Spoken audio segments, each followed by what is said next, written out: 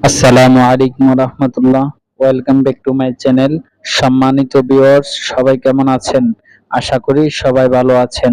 তো বন্ধুরা, আজকে নতুন আরেকটি ভিডিও নিয়ে চলে আসলাম। আজকের ভিডিওটি হলো আমরা যারা ইমো ইউজার আছি ভিডিওটি তাদের জন্য। তো বন্ধুরা, আমরা অনেকেই চাচ্ছি যে ইমোর প্রোফাইল চেঞ্জ করতে। তো বন্ধুরা, ইমোর প্রোফাইল কিভাবে চেঞ্জ করতে হয় আমরা অনেকেই জানি না। তো বন্ধুরা, আজকের ভিডিওতে দেখিয়ে দিব কিভাবে ইমোর প্রোফাইল চেঞ্জ করা যায়। ভিডিওটি না টেনে সম্পূর্ণ দেখতে থাকুন। ভিডিওটি শুরু করার আগে আপনাদের কাছে একটি রিকোয়েস্ট, আপনারা যদি আমার ফেসবুক পেজে নতুন হয়ে থাকেন তাহলে অবশ্যই আমার ফেসবুক পেজটি ফলো দিয়ে সাথে থাকবেন এবং ইউটিউব চ্যানেলটি সাবস্ক্রাইব করে সাথে থাকবেন, সাথে লাইক এবং কমেন্ট করে জানিয়ে দিবেন। তো বন্ধুরা, যারা ইমোর প্রোফাইল পিকচার চেঞ্জ করতে চাচ্ছেন তারা প্রথমে ইমো অ্যাপে চলে যেতে হবে।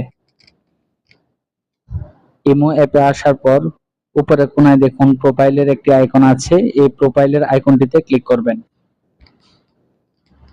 প্রোফাইলের আইকনে ক্লিক করার পর আপনার সামনে এমন একটা ইন্টারফেস চলে আসবে।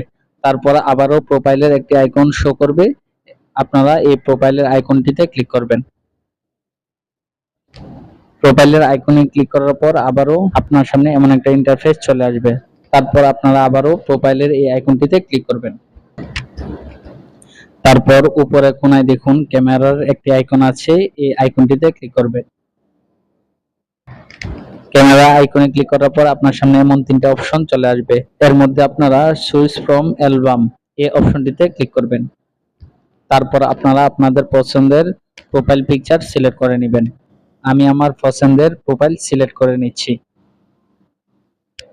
তারপর নিচে কোনায় দেখুন টিক চিহ্ন একটি আইকন আছে, এই আইকনটিতে ক্লিক করবেন।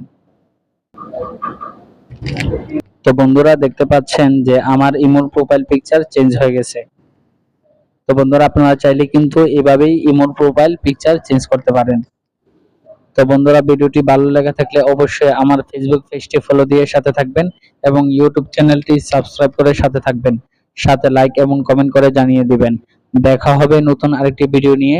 সেই পর্যন্ত সবাই সুস্থ থাকেন, ভালো থাকেন। ধন্যবাদ। আল্লাহ হাফেজ।